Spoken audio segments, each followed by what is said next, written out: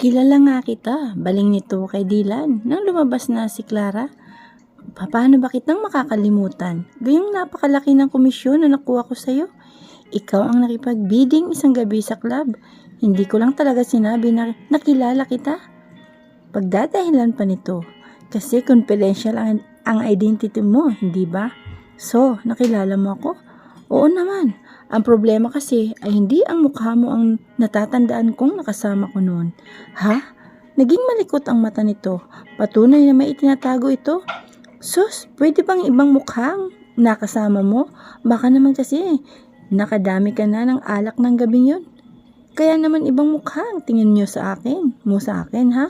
Sa bagay, hindi naman nakapagtataka yun. Mukha ka na kasing lasing noon. Tumatawang wika pa nito upang pawiin ang nerbiyos na nadarama nito. Hindi ako lasing, Angela. Maliwanag pa sa sikat ng araw ang mga mata ko. Hindi ikaw kundi ibang babae ang nakasama ko. Isa pa ay birhen ang nakasex ko ng gabing yun. Hindi ka naman siguro bumalik sa pagkabirhen na magkaanak ka. Wika pa ni Dylan sa nakakalukong tinig. Pumarito ba kayo sa tahanan namin para lamang insultuhin ako? Hindi naman, Angela. Ang masasabi lamang namin kung ako sa iyo ay umamin ka na sa violation na ginawa mo sa kumpanya. Alam mo ang kaparasahan na naghihintay sa iyo sa sandaling malaman ng management ang ginawa mo. Wala akong ginawang violation kaya wala akong dapat na sabihin sa inyo. Kung maaari, umalis na kayo. Hindi kayo welcome sa tahanan namin. Sige, kung talagang hindi ka amin, ay hintayin mo na lamang ang memo ng company.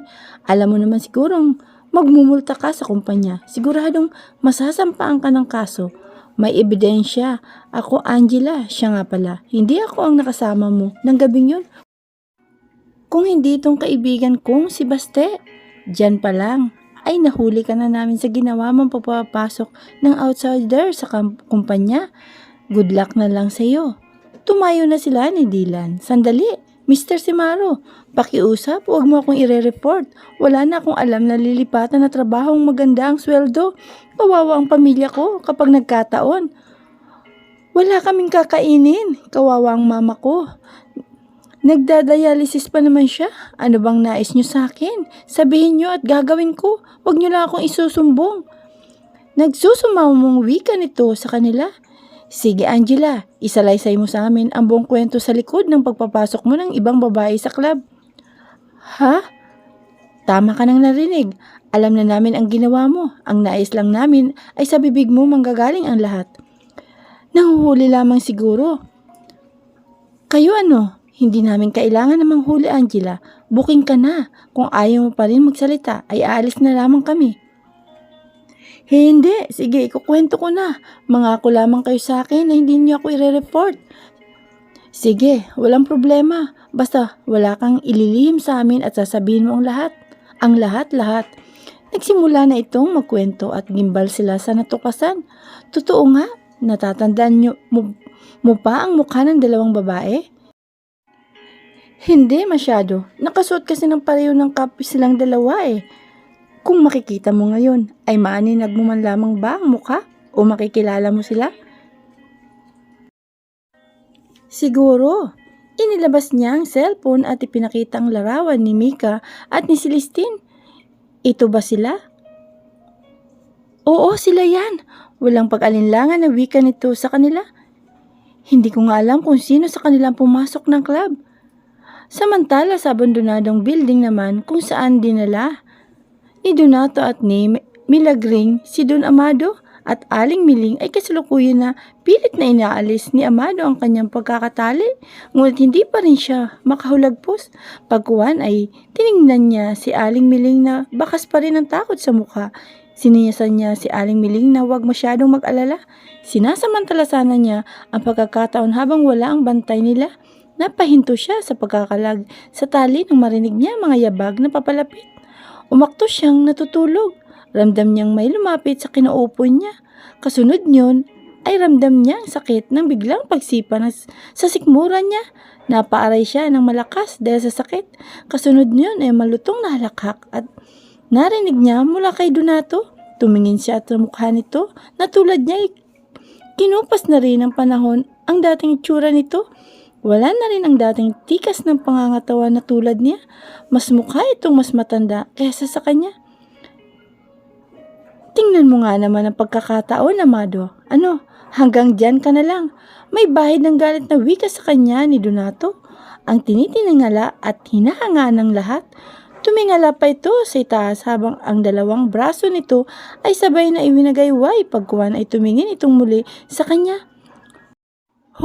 Hindi ko akalain na makikita rin kita ngayon na ganyan. Tanong ko lang, anong pakiramdam ng nasa ganyang kang kalagayan, Amado? Sad pa nito pagkatapos ay parang baliw na tumawa. Anong pakiramdam na nakita mo mga anak mo na puno ng hinagpis? Sumagot ka. Sinipa nito ang upuan niya na naging dahilan para mabuwal siya at muli mapahiyaw sa sakit. Lumapit ito muli sa kanya at hinila ang kwelyo niya.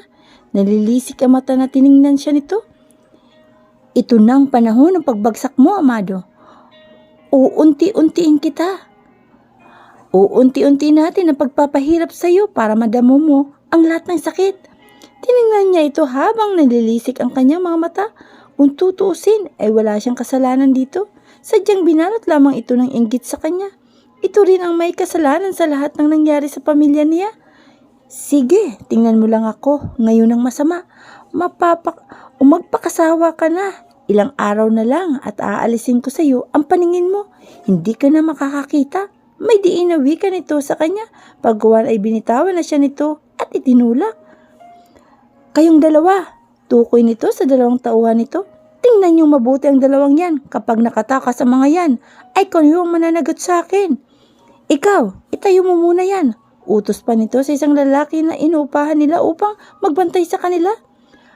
Babalik din ako agad. Maliligo lamang ako. Nalalagkit na kasi ang katawan ko dahil sa sobrang init. Kasunod niyon ay lumabas na ito.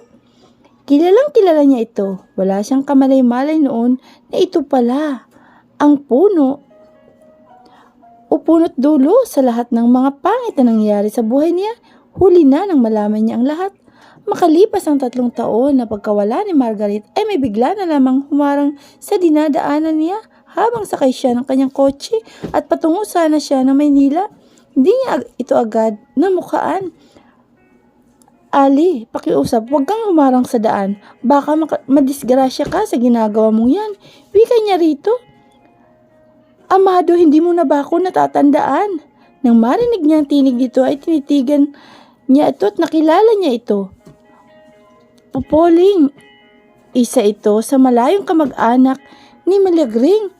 Oo, ako nga, Amado. Napilitan siyang lumabas ng sasakyan. Bakit ngayon lamang kita nakitang muli? Saan ka nagpunta? Tanong niya rito. Amado, kailangan kita makausap. Importante ang sasabihin ko. Napakunot ang kanyang noo sa sinabi nito. Amado, muling sambit nito. Sige, tungkol saan ba ang sasabihin mo? Nagpalingalinga muna ito sa paligid bago sumagot sa kanya. Tungkol sa anak niyo ni Milagring, halos bulong na wika nito sa kanya. Pinaulit-ulit pa nga niya ang sinabi nito dahil hindi niya maintindihan ang tinura nito. Poling, hindi ko anak ang pinagbubuntos ni Milagring. Pagkuhan ay komento niya rito. Iyan ang paniniwala mo, pero anak nyo ang bata. Sinong nag-utos sa'yo? Napuntahan ako at sabihin yan, si Milagring ba? Hindi niya napigilan ang makakadama na naman ng galit kapag naalala si Milagring. Walang nag-utos sa akin, Amado. Sa katunayan ay nasa peligro ng buhay ko dahil sa mga nalaman ko noon. Halos nginig ng tinig na wika nito sa kanya. Kita niya ang takot sa mga mata nito. Noon, mabuti pa siguro ay sumakay ka na sa sasakyan. Sa ibang lugar natin pag-usapan ang tungkol sa sinasabi mo. Sumakay ka na ng sasakyan. Ngayon, sige na. Dinala niya ito sa isang safe na lugar, sa isang property niya at kabibili lamang niya. Mayroon isang munting bahay roon. Ipinagtimpla muna niya ito ng kape at binigyan ng tinapay. Mukhang pagod na pagod ito. Nang matapos itong kumain ay nagsimula na itong magkwento. Gusto kong ipaalam sa iyo na 17 taong gulang pa lamang ako ay may gusto na ako kay Donato noon. Katunayan nga ay naging kami pa. Walang nakakaalam noon. Sabi niya pa, isikreto lang daw namin. Ako naman si tanga, pumayag sa gusto niya. Bigla itong lumuha. hanggang malaman ko na lamang na ginagamit lang pala niya ako upang mapalapit kay Milagring. Ang walang hiya, may gusto lang pala sa kamag-anak ko na si Lagring. Hindi ko agad nahalata ang pagtatangi niya rito. Magaling siyang magtago ng nararamdaman niya eh. Hindi nga halata ni Lagring dahil wala naman kasing ibang bukang bibig yun kung hindi ikaw lang. Huminto ito bago muling nagsalita. Nang mabuntis si Margaret ay doon na nila sinimula ng malalim na plano. Paano mong nalaman ang mga plano nila? Nang minsan na magtungo kami sa isang beer house, sinamahan ko siya noon. Sabi niya magdidiwang daw siya ng kanyang kaarawan. Siyempre bilang nobya niya, kahit lihim lang na ang aming relasyon, ipinakita ko pa rin ang suporta sa kanya. Mahal ko siya eh. Nalasing siya ng sobra noon eh. Dahil sa kalasingan niya, ikinuwento niya sa akin ang mga ginawa nila na kasama si Margaret. Ng mga panahon na yun, hindi ko pa alam na magkapatid sila. Magkapatid si Donato at Margaret? Hindi makapaniwalang tanong niya rito. Oo, tamang narinig mo. Magkapatid nga si Donato at Margaret sa ina. Napasabunot niya o nasabunutan niya ang sarili dahil sa nalaman. Anong ginawa nila? Una ay ang pagsiset up nila kay Lagring at ni Mr. Chen. Bago nila nagawa ang lahat ay may ginawa na muna silang pagmamanman sa inyo. Inalam nilang lahat ng galaw nyo, kung saan kayo nagpupunta, kung ano mga ginagawa ninyo. Nang ma-set up na nga nilang lahat ay hayun na. Pati nang mahuli kayo ni Don Timoteo sa mansyon nyo na hubo at hubad. Hindi ko alam kung mayroon lang talagang nangyari sa inyo ng gabing yun. Basta nalaman ko lang kay Donato na may pinainom lang din sila sa iyo na tulad din ng pinainom nila kay Mr. Chen at Lagring. Plano nila yun. Buntis na si Margaret noon at bago ka pa niya makilala. Pagkatapos noon ay diniretso na nila ang paninira kay Lagring sa iyo. Hanggang magalit ka na nga sa kanya. Tulad ni Margaret, 2 buwan na rin palang buntis si Lagring sa anak mo. Nang hindi nito nalalaman, sinubukan kanyang sabihan ng ilang beses ngunit sa tuwin ay hinaharang siya ni Margaret. Nang manganak sila pareho ay nataon na wala ka. Kinailangan niyang magpunta ni Don Timoteo sa Amerika para sa negosyo niyo. Bakit kita kailangan na paniwalaan, Pauline? Pagkatapos ng maraming taon ay ngayon ka lang nagpakita? Nadala ako ng takot ko, Amado. Hindi ko kailanman maisip na kayang gumawa ng ganong bagay ni Donato. Isa pa, kung tutusin, ay wala naman akong mapapala kung sabihin ko man sa iyo ang totoo. Pero binabagabag ako ng konsensya ko. Naisip ko si Lagring na hindi ko nga alam kung nasaan na. Matapos na mawala ang anak niya ay hindi na siya nagpakita sa akin. Ang huling buwan na nakasama ko siya ay nung nasunog ang inakala niyang anak niya. Tanda ko pa noon ang mga nangyari. Dali-dali akong lumabas ng bahay nang makita ko si Lagring na pumutok na ang panubigan. Kakauwi ko lamang noon buhat sa dinaluhan na asayawan. Tinakbo ko ang bahay sa kanto. Hindi na kasi kami abot sigurado sa ospital dahil medyo malayo pa ang babiyahe namin bago makarating. Tinawag ko si Aling Senyang na nasa ika-5 bahay mula sa kantong pinasukan ko. Humihingal pa ako nang nasa harapan na ako mismo ng tahanan ni Aling Senyang. Isang malakas na katok ang ginawa ko upang pagbuksan niya ako. Masandali lang, sino ba yan? Sinilip muna niya sa bintana nito kung sinong kumakatok bago niya ako binuksan ang pinto. Oh, Pauline, bakit ba? Kalagitnaan ng gabi pa lang ay nambubulahaw ka na. Ano bang kailangan mo? Tanong nito sa akin. Si Lagring po inang, manganganak na yata. Ha? Sigurado ka? Sandali at kukunin ko ang mga gamit ko sa loob. Nang makuha na nito ang gamit ay agad na kaming naglakad. At kahit na ika-ika ay mabilis din naming narating ang tahanan ko. Dinat na namin na nakaupo na si Lagring sa papag habang hawak ang balakang. Manganganak ka na nga, Lagring, pumutok na ang panubigan mo. Kailangan na nating mailabas ang bata bago ka pa matuyuan. Wika ni Aling Senyang. Inang, ang anak ko. May panik sa boses ang tinig na wika ni Lagring. Magsasalita pa sana ito nang humilab muli ang tiyan niya. Naku, Pauline, tulungan mo akong ihiga si Lagring. Bilis! Ihiga na natin siya sa papag. Pinagtulungan naming ihiga si Lagring.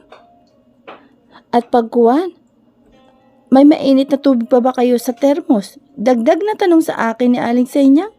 Maging ako'y nervyos na noon. Opo, inang. Sige, mag-init ka pang muli, Poling, at kukuhalangin yan. Agad na tumalima naman ako kay Inang Senyang.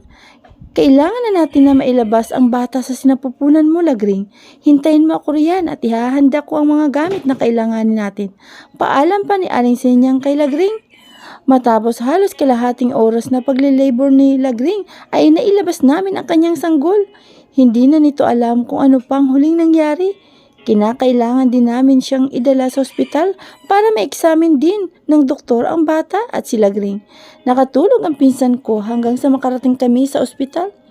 Hindi sinasadya na nakita ako ni Donato na patungo sa pharmacy ng ospital upang bilhin ang mga naturang gamot na kakailanganin ni Lagring. Poling, anong ginagawa mo rito? Nagtatakang tanong niya sa akin. Kagagaling lang pala nito sa kwarto ni Margaret. Napaatras ako nang makita ko siya. Nakipaghiwalay na kasi ako sa kanya. Simula nang malaman ko ang mga ginawa nila ng kapatid nito. Nanganak na si Lagring. Donato, pagtatapat ko sa kanya. Kasi nakasiguro na akong hindi niya ako titigilan hanggat hindi ko sinasabi ang totoo. Talaga? Nasaan ngayon si Lagring, Poling? Nasa room 39 siya, Donato. Ang kaso'y mahina pa siya. Hindi pa rin siya nagkakamalay hanggang ngayon. Gaganon ba? Gusto ko siyang makita. Sinilip niya si Lagring na kasalukuyan pa rin natutulog. Nagpaalam siya saglit na pupuntahan lamang si Margaret. Sa tansya ko ay nadulas lamang ito sa pagsasabi na kasama nito si Margaret.